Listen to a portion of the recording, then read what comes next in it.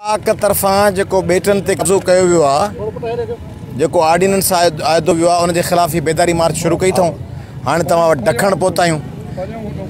रस्तनि ते माण्हुनि जो इस्तक़बाल, जज़्बा, माण्हुनि जी मोबिलाइज़ेशन, ॻोठ ॻोठ शहर में वञूं पिया, संद बेदार पई थिए। वफ़ाक़ी हुकूमत खे सिंध हुकूमत पहिरीं लेटर लिखी इजाज़त ॾिनी, पोइ जॾहिं ॻाल्हि खुली वई त पोइ वरी चयूं त असां एतिराज़ था कयूं। हाणे वरी गिलगित खे सीटूं बि ॾेई आया आहिनि सिंध जूं, ऐं कारूंझर पहाड़ जो बि नीलाम कयो अथनि। सिंध जे वसीलनि खे कंहिं मोल माण्हू जो माल सम्झी जीअं लुटिबो आहे न, पाण सिंधी जहिड़ा वेठा आहियूं पर उहे सम्झंदा सिंधी मरी विया आहिनि, उन्हनि जा वसीला वेठा लुटीनि। क़ौमी अवामी तहरीक ऐं सिंध जूं समूरियूं पार्टियूं पाण सभु गॾिजी, सभु मोहबे वतन पार्टियूं, सभु दीनी पार्टियूं, सभु प्रोग्रेसिव पार्टियूं पाण गॾिजी बेटनि ते कब्ज़े खे नाकाम कंदासीं ऐं पाण कारूंझर ते कब्ज़े खे नाकाम कंदासीं।